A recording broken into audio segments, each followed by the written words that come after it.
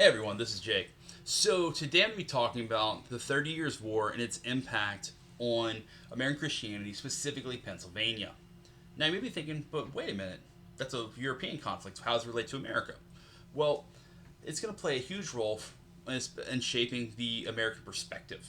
So number one, we don't see a lot of it or know a lot about it in America because there have only actually been four books written in English language that are big treatments of the 30 Years' War over the past 100 years. So the two biggies, C.B. Wedgwood in 1938 and Peter Wilson in 2009, 2010. So we're not seeing a lot of stuff in English. Now, part of the reason is because England wasn't technically in the war, they're on the periphery. They do, however, get into the English Civil Wars, which occur directly after the end of the 30 Years' War. And part of the problem is King Charles is seen as being too nice to the Catholics. His wife was Henrietta, who was the sister of Louis XIII. And so the Puritans are going to rise up in rebellion and they're going to overthrow him and kill him and all that stuff. And we're also going to see people that are trying to escape the Puritans who are seen as being too harsh. And William Penn is one of these guys. He is one of the Friends. He is a Quaker. Now, I'm going to talk about Germany for a second because a lot of the Quakers and a lot of people that are coming over to Pennsylvania come from Germany, and it's not necessarily accidental. So, in Germany, they asked a question in the 1960s. They asked, what was the most significant event? German unification, World War I, World War II, the Holocaust, or the 30 Years' War? Overwhelmingly, people said the 30 Years' War, and which is incredible considering it happened over 300 years previous. And not to mention how awful the Holocaust was in World War II and all these things. You had people, that was their living memory. They still chose something that happened 300 years before. Now, why is this? So, World War I, you have 5.5% of the European population perishes. World War II, 6% of Europe dies. In this 30 Years' War, 20% of Europeans die in the conflict.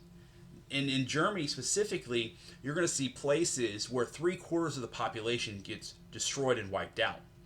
This maelstrom, this carnage, has created such an impact on these people that they're going to be talking about these things years later, and it's going to influence how they perceive their world. You know, this was a religious war, which are some of the worst kinds, because you're having Catholics and Protestants fighting each other, and they're robbing and raping and pillaging and looting each other, and they're doing it in the name of God. And because they're doing it in the name of God, they believe that what they're doing is right because these other people are heretics.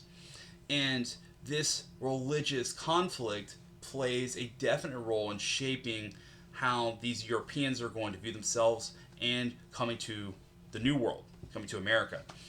These guys are not going to, we're not going to see a lot of fighting between Protestants and Catholics in America. Now, you'll see some disagreements and whatnot, but you're not going to see fighting. Now, in Pennsylvania specifically, Pennsylvania is a land that's going to be dealing with peace because they are influenced by the Quakers. And again, these people have seen the horrors of war. They've been influenced by it. They want no part of it. And additionally, they want to love each other like their neighbors and their brothers.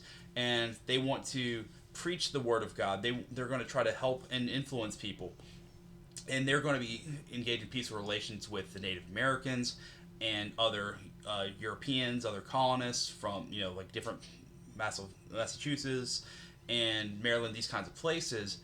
But so one of the things we're actually going to see it'll end up being problematic is these peaceful relations that they had been engaging in because of their moving away from war is actually going to create some problems for them getting pushed around. And then we'll see Pennsylvania eventually, by the time the French and Indian War and the American Revolution happen, that they're more like the rest of the colonies. And this, even still though, we see this idea in America of religious freedom. And one of the big reasons for it is because the 30 Years' War created so much havoc and destruction that to otherwise would invite more carnage. And so, you know what? Let people be Christian, let people be Jewish, let people be whatever, as long as they're engaging in freedom and they're caring about America. And this because of the war that they saw.